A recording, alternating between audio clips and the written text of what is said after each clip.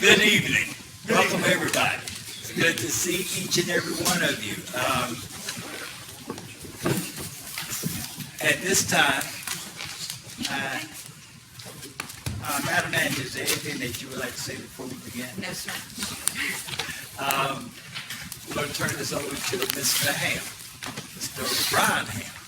Well, good evening, and thank you again for the opportunity to speak with you tonight. We have a couple of things, I think, on the agenda to cover, and we were excited to be here today to go through, to begin to develop a federal agenda for the county. We appreciate you actually hiring us to work with you and your staff to do that. And one of the ways that when that process begins, we need to first come out, sit down, and listen to some of the issues and initiatives and ideas that you and your staff have in terms of, priorities. So we've seen some of the strategic things that you want to do, but also we need to learn more about what's really at the top of your list and things that you want us to advocate for in Washington, D.C. So today, to begin that process, which was a kickoff today, we met with a number of departments, and we, of course, introduced ourselves, let them know why we were here to do this, what the purpose of those meetings were, and from that, we were able to meet and listen to them.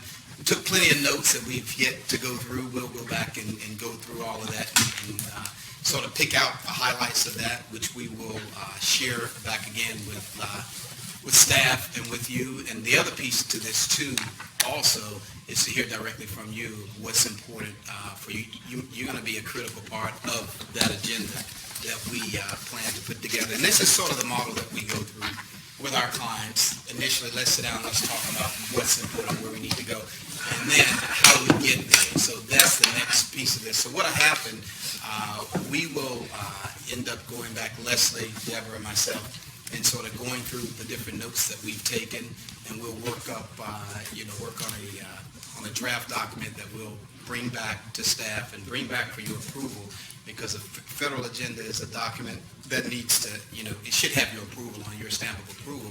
So when we take it up to Capitol Hill, these are the things that the Board of Commissioners have voted on. They've sanctioned these things as being their priorities. So those are the things that we'll do. We had, interesting conversations along a number of different things of interest that folks, that they brought to us. But again, we want to balance that in hearing from you tonight. So we'll be all ears on that piece of it. And I'll turn it over to Leslie, because there's a process that begins once we leave here. And beyond once we leave here, other things that will be coming down the pipe in the future. Leslie. Thanks, Ron. So, as Ron said, we'll go through the process. It will come back to the board for approval.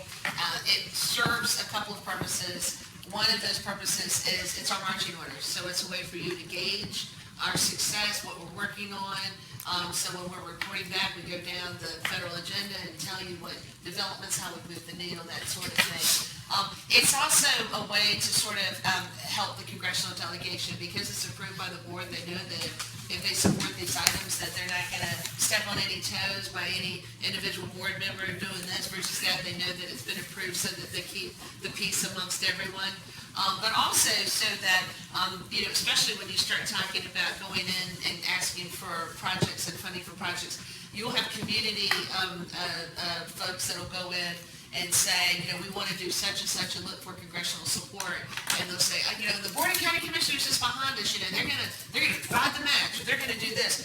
And so one of the things they know from working with us through the years is, that they're used to this format that we use. They can look at that and say, well, if it's not on this list, I'm going to go ask before I make any movement. So it gives them the freedom of knowing they can connect to anything on that list. But if something comes in, aside from that they should check it out before they just run with it. So it serves a couple of purposes in that way in terms of, and also when you go, when things open back up and you're in Washington for NACO and you're there and we decide we want to schedule some additional meetings so you can talk to the congressional offices, we use it as a format for talking points and again, just to help your congressional delegation understand where your priorities lie. So it's a multifaceted document, And it's a process we've used for years, and I will tell you that those on Capitol Hill, elected officials and staff, love it because it makes it very easy for them to follow. But the other thing that's super important, the last thing I'll mention about it, as Ron said, we're going through the meetings today, want to hear from you all this evening. But we also go and help you prioritize. So there may be things you're talking about that just aren't on the platform right now. Or maybe that piece of legislation is not going to be up for a couple of years. And so the other thing we told the staff today is, we'll end up, I'll leave here tonight with 15 pages or more full of notes, and not everything will make it on that priority list, maybe because it's just not the right timing. There's certain priorities of this administration, of this Congress, and so we help you match your needs and your priorities with what's going to actually be achievable in terms of timing and what the current environment is in Washington.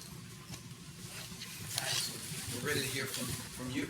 After that, we're here to take notes and answer questions if you have questions for us. But otherwise, we want to hear what your priorities are. Where do you want us spending time on your behalf? If I forget to, I want to thank y'all for coming. This is one of the most exciting things I've been looking forward to. As I said, it was crazy talking to a TV screen. I was glad that we did this. See that we really exist, right? And if I forget to at the end, thanks for coming. And I'd like to give cards from everybody if I can. I have one of those little card decks. Okay. I'm not quite over the computer age yet. Okay, are there any comments or questions for our lobbyists? Mr. Chair, I tell you, I was privileged enough to be here for the earlier meeting, and I'm really, I didn't know much about you. I knew about Leslie and Denver a little bit, but I think we got a good team. I think they got a finger on the pulse of what's going on, and that you're going to be a great asset for us. Personally, for me, I think infrastructure is a big thing that we've got to address in our community, and I think they understand some of our needs with that, not only broadband, water, and sewer, and anything we can do to make this a more livable area. And if COVID has taught us anything, the world's a much smaller place, and you can have meetings with somebody in Europe at the same time that you can have meetings with somebody right down the hall. So I'm really excited about what they are, and I appreciate you allowing me to be on this committee, and I just want to make sure that we're moving forward as a team, and if anybody has any real priorities that they'd like to do, that we address them from the committee level to the commission level. So thank you, Mr. Chairman. Thank you, Commissioner. Mr. Vice Chair. Yeah, thank you. And I think that going back, trying to formulate this with the Congress people, one is around mental health. Mental health is just tremendous, even at the state level, but on the federal level, they have to be engaged. There's no ifs, ands, or buts about it. I also think that when you talk about it, education, especially for those that are disadvantaged and proportionally have been impacted during this pandemic, but not only that, just in terms of the entire community, in terms of what we have. I think those are some of the big things that we have to talk about when you're talking about a legislative agenda. Those are just huge. And there's no debate about it. I think every time I go to one of the conventions or whatever, no matter what city you go to, whether it's LA County out in LA, which is one of the richest counties in the nation, homelessness is an issue. And it's got to be addressed. And all of the municipalities and all the counties trying to do it is not going to solve it without some kind of federal intervention in terms of some funding or some things that come down from the federal government. There's just not enough local dollars to be able to address that. I don't care where you are around anything. And again, we always talk about the broadband. It's just it's a global economy. It's a global world. Not just the economy, but a global world in terms of, we see what happens in other nations as they get all of this stuff over the internet. We start having these uprisings and everything else, but it's about information. It's information technology. And the last thing I'd say on mine is privacy. As we get into this electronic age, I think there has to be some privacy concerns, and Facebooks and the Twitters of the world using everybody's information any which way they want to. There has to be, the FCC and all of those will have to do something with the privacy. So those would be mine. Thank you, Mr. Chair. Thank you, Mr. Vice Chair. Anyone else? Yes. Yeah, Commissioner. and I wish they were glamorous sounding, but again, county water is almost like a basic thing now, especially with country growing. You're not going to get everybody to a zero carbon. You can't. I mean, my in-laws have those electric cars, and they've now decided not to because they computed, they actually did a little research and found out that to get the electricity to the little ports on the little shopping malls, wherever they go get it, is costing a whole lot more than regular gasoline. So some of the stuff sounds good, but county water, I think, is a necessity. Sewer would just be so futuristic that I just put a little smiley face by it. But broadband was also on mine, and then again, nothing real glamorous. But I've been riding around because I've been getting calls. I rode into one, and I think it spread through the urban rumor mill about flooded creeks and river tributaries. We had, what was that, Pennystone that got wiped out?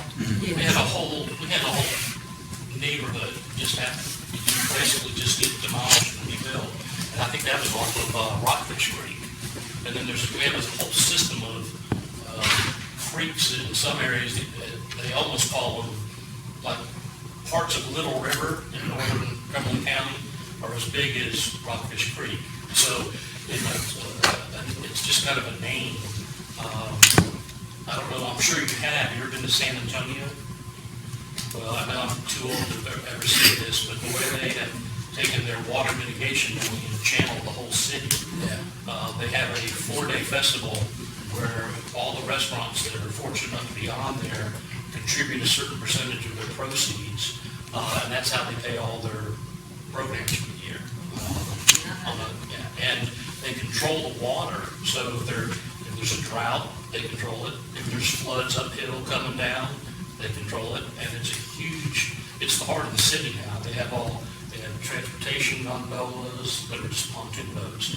They have mini restaurants, they have floating taverns, I think. I'm not sure, when I was there, I'm not sure I saw it.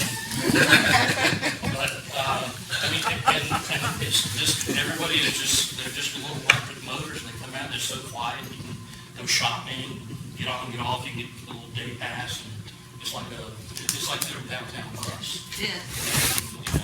I think it's very futuristic, but I know you. I've been Googling y'all. And I'll just tell you, some of the personal comments are really good. They see her floating through. And that's crucial. I mean, giving someone bad news and still take it with a smile, that's a whole lot better. Anyway, I'm just excited. Thank you. Wonderful. Appreciate it. Thank you so much. Well, just like the rest of my colleagues here, I'm excited as well. Excited about the possibilities, excited about the direction in which this county can go with your help. And I do believe that you will offer a great amount of help for the citizens of Cumberland County. It's been mentioned over and over again regarding water. And it's one thing that we're working very hard with staff to make sure that our citizens receive good quality water here in Cumberland County. And that's really a major concern of all of us. I do believe it's a major concern. Matter of fact, it's a top priority for all of us. And so if whatever you can do to help us to make that happen, because county water is needed here. We can piecemeal all day. We can take care of this part of the county, that part of the county, and later on something else might come up. But we need to get started almost immediately on providing county water. And one thing that I would like to see, that if we can do, because we're always trying to encourage industry to come to Cumberland County. And infrastructure, yes, that needs to be taken care of, but in a bad way. But also, whenever someone is looking forward to bringing their company here, we have to have things in place for them. One will be water. And I also think transportation will play a great part. There are individuals that throughout the county that can't get to Fayetteville in a decent time or a decent manner to look for employment or to even attend to the businesses that they may have to attend to. So if you can help us in that regard, both of those issues are countywide, water and transportation. I think that will move us along to be in the century that we're supposed to be in. And that's my 2 cent worth right there. Mr. Chairman, can I follow up real quick? Yes, sir. Commissioner Keith. Great comments, and they really are. And as Commissioner Evans said, you know, a person's looking to bring their company here. We also have to look at that person's looking to bring their family. Absolutely. If they have that family here, there's got to be things for them to feel like they're a part of this community. It needs to be, in today's world, and we're all a pretty older group, except Commissioner Stewart here, she's brought the age. But they look for communities that they can settle in, that there are things to do. And you know, not only do we have to be beneficial to the company by having good infrastructure and having transportation and having the workforce that we have, but we also have to have those quality of life things here in our community. It is almost mind-boggling the amount of funding that we're talking about right now.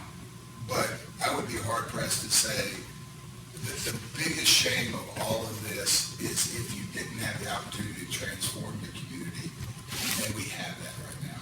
We can make it, what happens here in the next 24 months will shape this community for at least the next 50 years.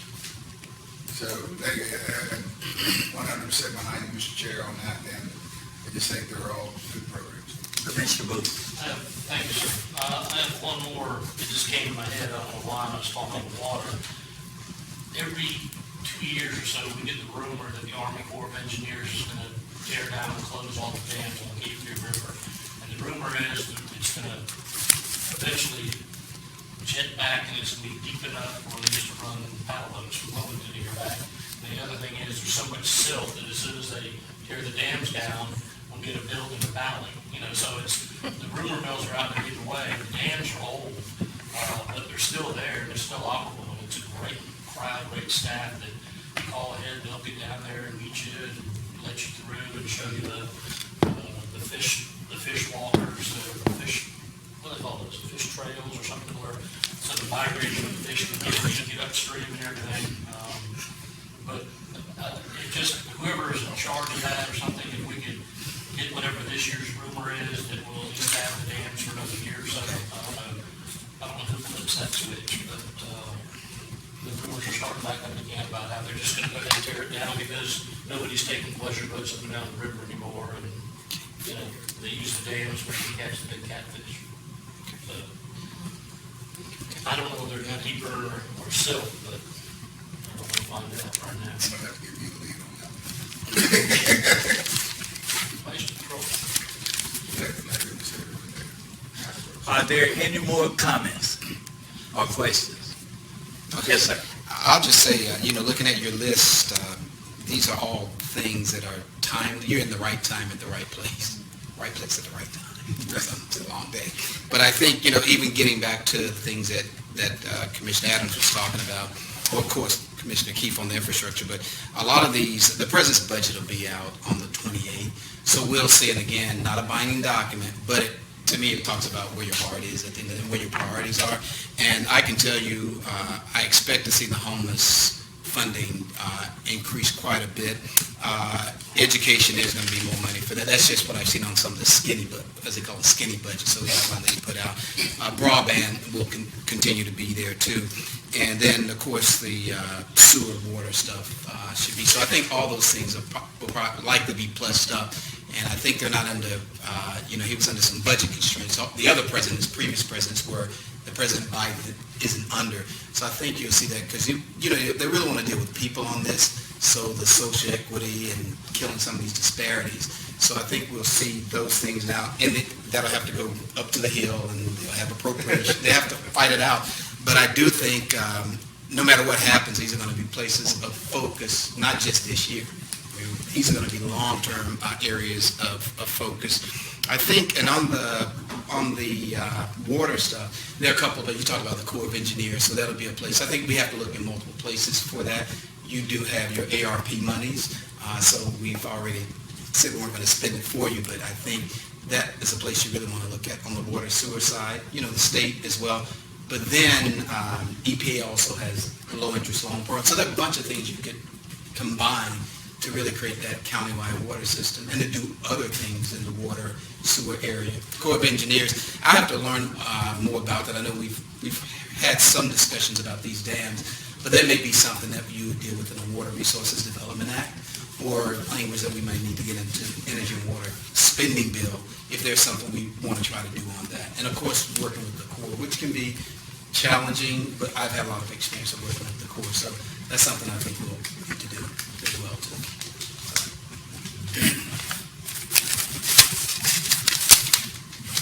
Knowing the platforms of the administration and Congress in terms Excuse me, of... Leslie, because Sally just texted, can you make sure you're talking to these microphones, because it's I'm it's sorry. kind of being, recorded. People Yes, can't sir. hear you. Well, I'm the sorry. question, no, thank you for the reminder. The question that I just had for the group is, again, going back to looking at the priorities of Congress and the administration is, do you have issues of interest in terms of sustainability, energy efficiency, climate action? I know flooding and things of that nature with the large storms coming through. But I just want to mention that only because there's so much emphasis on that, even within the competitive grants. They are revising existing competitive grants to include social and racial equity and climate action. There's one in USDOT in particular, first known under the stimulus bill in the Obama administration as Tiger, and then under the Trump administration they renamed it Build, and then now they've renamed it again specifically to add in sustainability and equity in the title. Rebuilding American Infrastructure with Sustainability and Equity. So I say that just to see if I can help prompt, is there anything that comes to mind under those issues, knowing that this is a timeline of priority for those?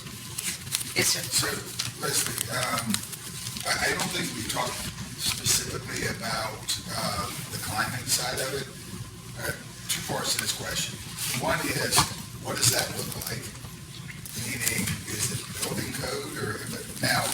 To me, we've talked a number of times about parks and recreation, walking trails, these kind of things that would enhance people riding bikes as opposed to riding cars. And I think that there's some talk about, history trails going through all the different cultural parts of our community that we can incorporate in walking trails. Now, this is where my creative side comes out, and you say, hey, is this something you talk about because it's kind of a hot issue? Is this something we could bring in as being part of climate and racial disparity and cultural awareness and those things that we could incorporate a plan like that asking for grant money? I mean, would that In terms of the device, having someone come in and help you devise a plan about what you need, like where your gaps are? I'm thinking more of, a walking trail that goes through Oh, the all the walking different trail. areas of our community and a historical walking trail that gives everybody the opportunity to connect. I mean, am I just way off there in left field, or is that something that we could No, actually, mold into?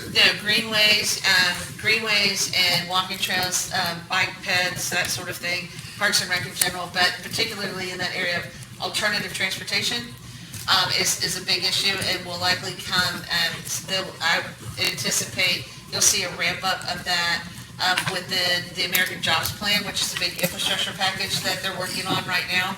Sort of the next installment, you have the American Rescue Plan, then the American Jobs Plan, and then they'd like eventually to get to the American Families Plan. So they have kind of 3 installments. And the infrastructure package, and there's no telling what size that might be, but the thing that you're talking about there with greenways fits well within that. Another final comment about that piece of legislation is that they're expanding it beyond what they call hard infrastructure, if that's what the desire is, to get it beyond, roads, bridges, and, that, a lot of that.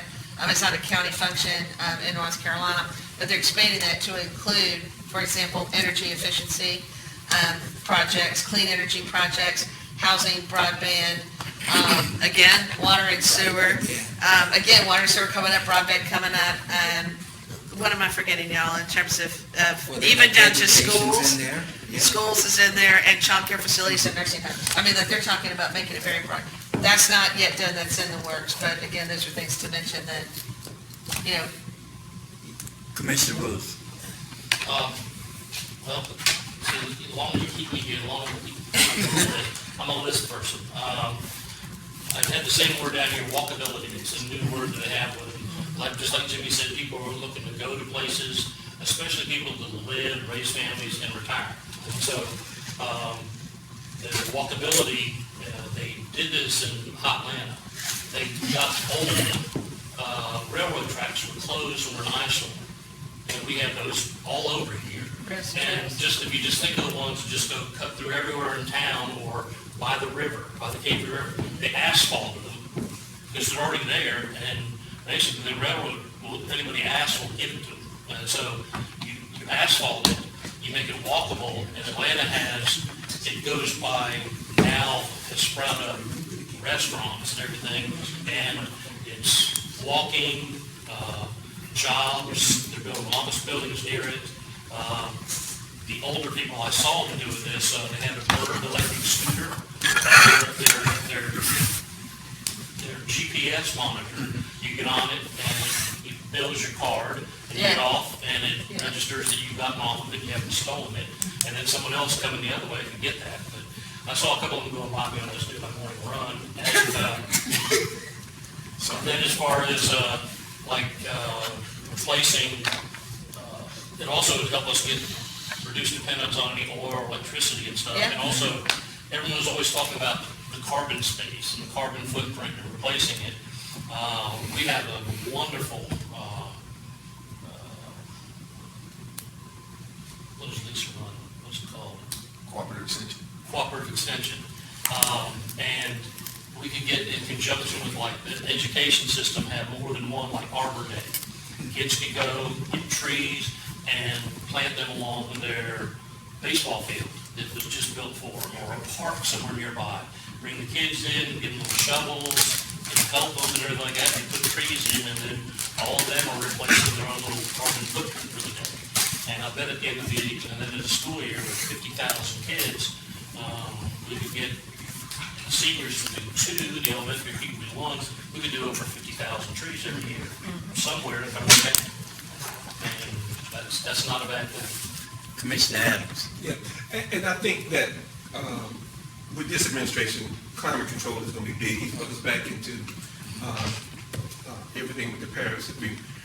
So one of the things that we've talked about is rail from here to Raleigh. We're actually doing a study whether it goes through Johnson County or whether it goes through Harnett County. But I think rail infrastructure, I don't know how you all got here. If you came down 95, you saw it.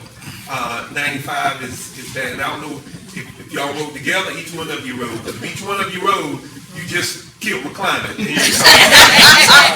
going to talk about it. Y'all need to commute a little bit. Y'all need to train. But rail from here to Raleigh, I mean, a lot of people commute from here to Raleigh, and it's just getting even more so. I know that Raleigh, Durham, and Charlotte are already talking about rail from here to Wilmington. Everybody goes down to Wilmington. I know that the mayor is talking with the mayor of Wilmington about, again, the river and all of that. Again, we know that these landfills are going, the life of the landfill is going in. So that there has to be some funding to talk about what do we do on the next issue for the next, generation of people. And one of the other things is, they gotta go back to providing incentives for, green buildings, green schools. I mean, when, they built, one over in Hope County, and they built Jack Britt, innovative, in terms of, so when you're talking about the federal legislation, you gotta talk about these incentives to business to be able to build these. Whether they're tax credits, they love tax credits, businesses love tax credits. Whether they become tax credits or not, that's the only thing that's going to take these cars and stuff off of the highways, as long as we're driving. And I think the chairman was talking about it in transportation around here. If the only way you can get there is by car, then, you're looking at it. All of that adds to it. I think the city may be a little bit ahead of us. They've at least got some charging stations. We need charging stations. I think that needs to be built out nationwide in terms of these charging stations and incentives for people to be able to buy. And I think that's where Commissioner Booth was talking about, to be able to buy these cars, the electric cars or the hybrids. Those are the things, and you incentivize that from the national level. You can't do that on the local level. You probably can, but we ain't got enough money to be able to do that. So it's got to be incentivized nationwide from the national level. And again, we've got to stay in the Paris Agreement. We've got to, cut back on these emissions that we have. Yes, thank you, Commissioner Adams. Thank you so much. It just amazes me. I mean, I'm happy about the windfall of money we got coming. I'm happy about the things that we're talking about doing. But there are some items that we are speaking of, and I can't wait till we have the opportunity to, Commissioner Keith and whomever else is going to go with him to listen to what the citizens want. We could talk about the rail, we could talk about the hybrid cars, we could talk about all that, and we could compare ourselves to Raleigh and Durham. That we are not. They have countywide water, they have countywide transportation, they have all of that. But they were asking about the legislative Okay, but that's goals fine, for the I'm just nation, saying. not necessarily for our local money. Okay, We're not talking about. well, wherever the money is coming from, I'm just saying that we need to think about these issues as well. And I think that we will get a better idea on how we want to spend this money, or how we should spend this money when we listen to the citizens and go on this tour of Cumberland County and talk to our citizens. We have great wish lists. But we also know, as we stated before, we need the water. We need that. We need countywide transportation, and our infrastructure needs to be better. Okay, and maybe I'm wrong. Wherever the money is coming from, maybe I'm speaking out of place, but I know I'm speaking on behalf of a lot of citizens that have been going without for years. And we just got to do better. We just got to do better. Because I know sitting at home, living in Linden, where water is all on their properties, and they're walking into a church that the grounds are full of water. They're concerned about their infrastructure there. They don't want to hear anything us continuously talk about trail, about cars that can be supplied by electricity or whatever. And I just thought I needed to say that. I just thought I needed to say that. And we have to keep in mind the citizens that we represent and what they want to see to make this a better county for us. And all that stuff is fine. All that stuff is fine. From the parks, all that, we need that. We talked about trying to entice individuals to come to Cumberland County. And all that is needed. But first and foremost, we got to think about our citizens. Now, anybody else?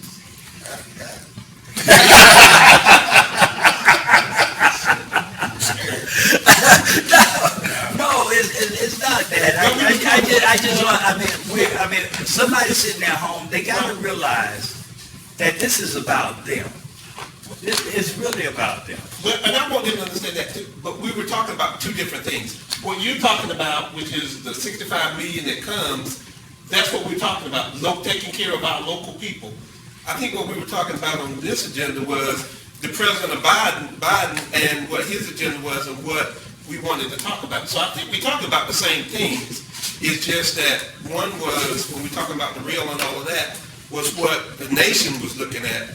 The money that we're talking about with the ARP and the funds that are coming in through the rescue plan are to take care of our local people right here in Cumberland County, which is the water, the sewer, and all of that.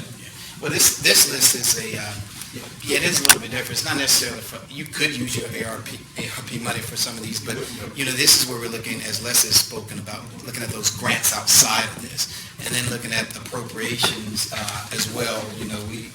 Is looking at the appropriations with numbers as well. So we look at we're going to be looking at some different places for this. Usually, the American Rescue Plan is not a normal thing. So you would have an agenda. If we're building an agenda without the American Rescue Plan, that wouldn't even be even mentioned, in the same breath. It's two totally different things. So, however, again, if we go through this list and a number of these things come up, you may then decide that you want to, whenever you do your planning for your ARP money, you may say, hey, these two things, I think we should invest in those with ARP. But you may say, go find grants and appropriations for the things on this list. So we build this out as sort of a target list. Once you approve it, as Leslie said, those are marching orders. We go to find the resources to match to those requests that you have. Commissioner Keith. So, team, once again, thanks so much. But, so what are the marching orders for us right now? Okay? What's your expectation for us in the next 30, 60, 90 days for us to get to you on tell us what your expectation is. In terms of this process, the federal. We're like we're going through the Sears catalog. We want everything. Right. Okay? You get a wish. Everybody's got it. And, all of us are individuals, to include you met with a lot of department heads today. That's right. Yes. Right? That's So Yes. we don't even know what happened in that department head meeting. So, we're going to have to rely on staff to say, okay, well, we got to put together a bit of a package. There's got to be a conduit, a portal, a bridge between our two organizations. So you're not having to be like that congressman and saying, our library director is calling up going, hey, remember that, where we at on that? So there's got to be some synergy moving forward that we're all doing the same thing. So, expectations. Yes, sir. Yeah, I'll start. I'm sure we'll finish up together. So, what we'll do with this, you were sort of general, let's say, in terms of the things you gave us. You talked about infrastructure. We have to boil those things down into more specific things. So typically in this process, we would work with staff to do that. We can report back. We met with the Board of Commissioners. These were the areas that they want to focus on. So that goes back, and then we work with them. We'll go through and scrub the list they gave us, because some of those things, they're just not going to match up. But we'll pull the ones out that we think are the best matches, and then we'll also collaborate with them on the things that you've mentioned. All along the way, though, you can be informed. We'll be working with Amy and Sally and Angel and the other department heads to put that together. You'll get a draft before you approve anything to say, hey, yeah, this looks like this is the way we want to go. These represent some of the things that I'm interested in doing, and that is typically how we do it. But we have to rely. I wouldn't call you up and tell you to give me all the detail on these things. You have a staff, so we will work with them. That's really our conduit to you. It's the easiest way to put it. It can also be, just to mention on top of that, we've been talking about different projects, and if you had the funding, what would you do? But we also work on legislative items. Right. So there may be some initiatives coming down, and it may be something that creates an opportunity, but it also may be something that costs you money. So there may be a regulation in place. There may be a ruling that's coming out of, an agency, and you're like, well, if they do that, that's going to cost a lot of money unnecessarily. So it's projects, it's legislation, it's regulation, it's really anything. And again, as you were saying, Commissioner Keefe, you've got several areas of funding. You got your ARP money, you've got your direct allocation, and all those grants that that come in addition to your direct allocation. We'll be using a lot of these lists to look at those other grant categories that available through the American Rescue Plan. And then you've also got, on top of that, your regular FY21 appropriation cycle that has a whole bunch of grants that we're currently looking through to find resources for you. At the same time, they'll be working through appropriations for FY22. And so we'll have an opportunity to influence, say, well, that's great, but if you had a carve out for this category, knowing that would be a particular help to the county. So this is where we're looking all across every federal opportunity to see whatever we can find that either creates an opportunity, brings you resources, or saves you money. And just making sure that your voice is heard with the congressional delegation on the specifics. And like Ron said, we'll work with the directors and the staff to get the details we need to provide to the delegation. But, you know, I mean, we meet with White House Intergovernmental all the time. We're always relaying information to them. A lot of times it's even, you know, putting things in front of the national organizations. It's putting things with the agency. Ron sat down the other day with intergovernmental from another agency. He's got friends at, you know, Department of Justice. So we take all of this information, we put it in what we think is the best plan for this fiscal year, and we do use it as a fiscal year, a federal government fiscal year. But then we keep these lists on hand for anything else that may come up. As I told folks before, when we were developing federal agendas a year ago, a little bit more than a year ago, because a lot of times we do this in the fall, by the time we finish all our federal agendas, there's not a single one of my agendas from last year that had the word COVID in it. Not a single one. Because it hadn't come up yet. We were developing and approving them in December of 2019. And so COVID came a couple months later, and I had this, you know, so we had to adjust all of our advocacy strategies to start talking about revenue replacement and flexibility and all of these things that we needed from COVID. But the truth is I had all these agendas and none of them said COVID. And so new things will come up, and it is a fluid document in that regard. But in terms of what we need from you, it's just, this is not really a one-shot deal. We just wanted to bring to your attention the process we've been going through. And a couple of days from now, you may see something come across your desk from any one of the national organizations, or just your own line of work, or just you think of it, like I do sometimes at 3 o'clock in the morning, I get it right down. And you go, oh, and we need the lobbyists to work on that. That's what we need the lobbyists to work on. Anything with a federal nexus, like Ron said, then it comes into that format, nice little, you know, chart, easy to follow, broken down into different segments: quality of life, public infrastructure, public safety, and then you all have an opportunity to vote on it. So other than any other feedback you want to give us, there's no real task you have to do at this point. And then, you know, eventually we'll have you making phone calls. We may say, I need you to call so-and-so and push for this issue. So there's a lot more coming, but we got to get the document. I will say one thing on that, though. We have talked with Amy and Sally about a timeline by which we will return a draft document. Yeah. So we are on a timeline. Actually, it's an accelerated timeline, but we can get the job done. And should we reasonably expect quarterly reports, whether they be remote or from your, what is traditional? Right now, Well, nothing's traditional right now with all this. That's right. But we, I mean, there are certain, you know, several ways we communicate with clients. One is that we talk with Sally and Angel every other week. So they get updates there, in which we can end up giving you something based on our conversations with them. Yet we can do reports, but typically, I sort of like the discussion parts of it, because if you just do a written report, we're not really getting feedback. When we talk to each other, we know these are deadlines. These are things that are on the table. Let's have an action plan. Let's advance those things. So it's actually, and I do this with we do this with most of our other clients too. We like to talk with you and have dialogue and take action from there. So that's been the standard that we've used, but we'll do anything that you want us to do along those lines. At the absolute minimum, there's always a year-end report where we come in and say, here's the things you asked us to work on, and here's the outcome, and here's some of the ways that we work to move the needle. And that's part of the process also, to talk about, not so much between the first session and the second session of Congress. There's usually not a whole lot of changes, but particularly when you get to like a midterm election or a presidential election and there's a lot of shifting, we also use those year-end report opportunities to get feedback about and to discuss with you what changes we want to make going forward. There won't usually be a lot of changes. What we're working on right now, given the timing of it, this will really carry over well into the second half of this Congress. But at the end of the day, when it comes down to it, it's really up to all of you. The nice thing about Ron owning the company is you just tell him what you want, and then he tells us what to do, and we listen. So whatever you We all guys, tell each other what. whatever, he's the boss, don't let him kid you. So whatever y'all decide you want in terms of reporting, that's what we can structure it as. We just want to make sure we get it concise. Right? Yes, sir. Even today, we had some discussion about what's important between commissioners. And again, we don't even know what the department heads get, but we want to make sure that you understand collective financial report. Thank you. Thank you.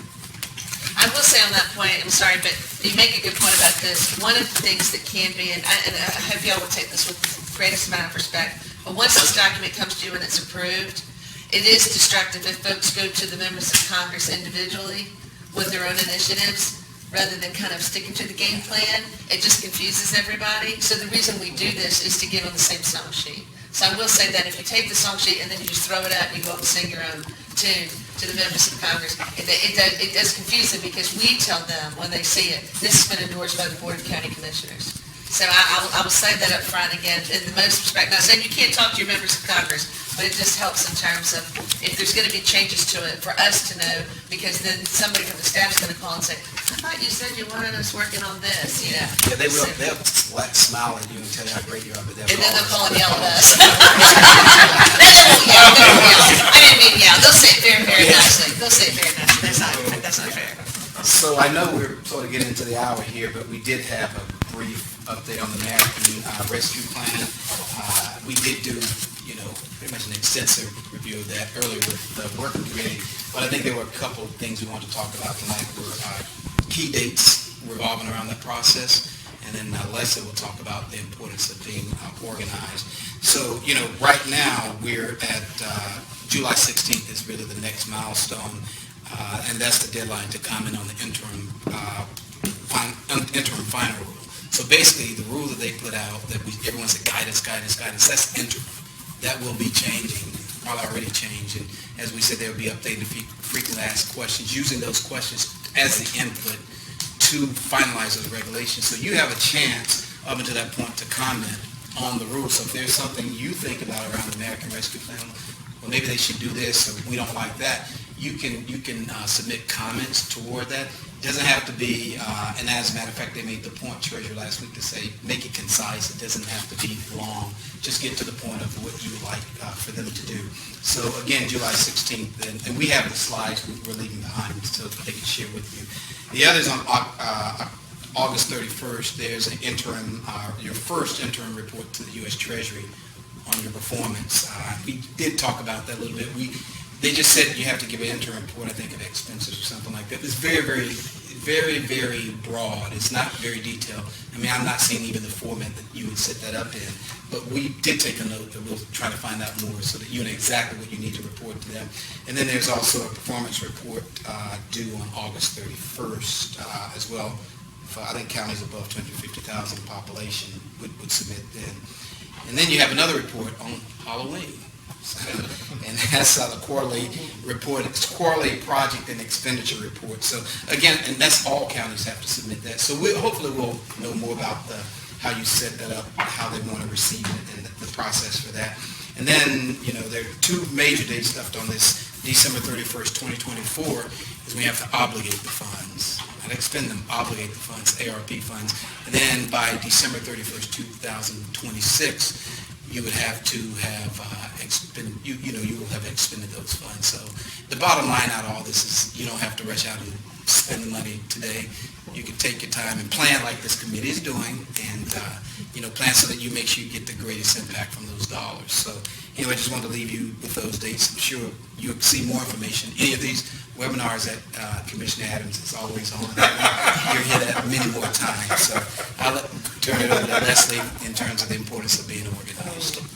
So first things first, to build on what Ron said, again, they're taking public comment period through, Treasury is through July 16th. So they get 60 days from the day of the Federal Register notice. And then beyond that, they'll have another 60 or 90 days to come out with the final rule. So you can tell right there how much time you have before you're going to see the next installment. This interim rule is effective immediately, but they are still gathering questions. As I've mentioned in a number of meetings, that I've been on, the number of questions in the chat box have exceeded 400 more times than I can tell you about. I mean, that's just one meeting, and then I'll go to the next one, there'll be another 250. They're all gathering questions. So anyway, they want your input. You've got time. Other things in terms of getting organized, your staff have already done a number of things by having your documents in order ahead of time, getting it into the portal, and getting your money delivered, and way ahead of schedule. So kudos to them for having everything done and not having to backtrack and figure out, how do we get there. The other highly recommended points that I'll just run through quickly so we don't keep you. To your point, Mr. Chairman, assess community needs and seek public input is very important. They've asked, they're encouraging you all to align your priorities with the available resources, the things we've talked about, current grants, ARP grants, other potential resources.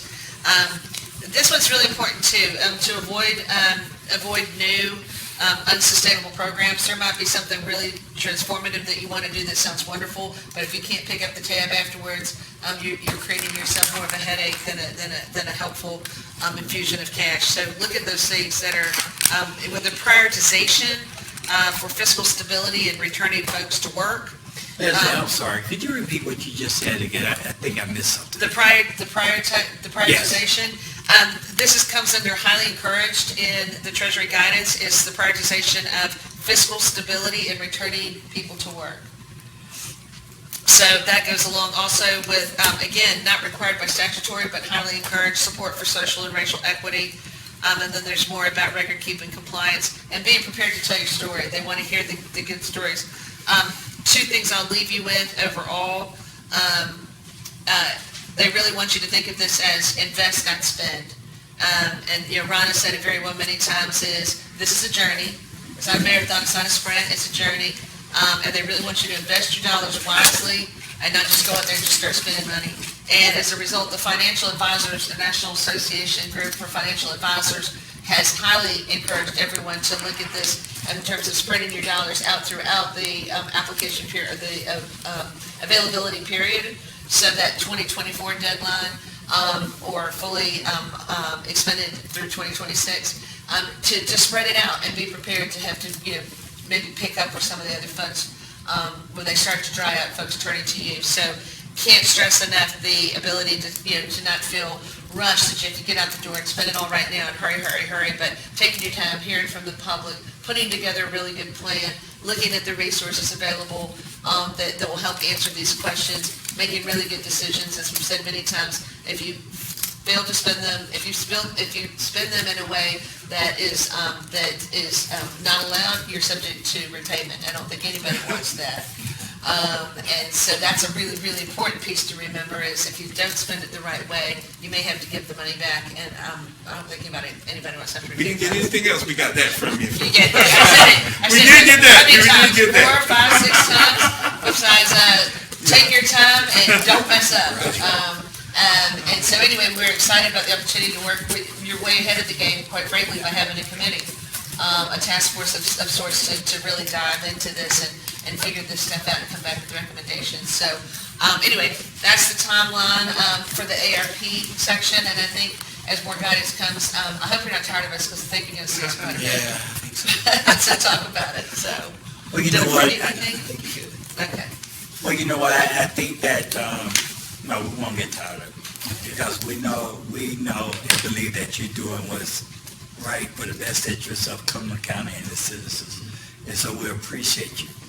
And I think that as time goes by, we will see, like we already see, and we're very grateful to have you on board with Cumberland County. We are.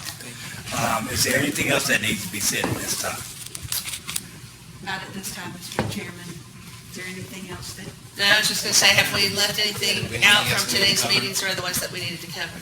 I don't think so. Obviously, along the way, we may need to have some special meetings, especially during the month of July when we normally don't meet. And so we may be asking the committee or the board to meet so that we can move some of this forward. That would be fantastic, and I appreciate those individuals that volunteer their time to serve on this committee. Thank you for your work and your efforts. With that, no more comments. I think we're done. This meeting is now adjourned. Thank you, sir. Thank you.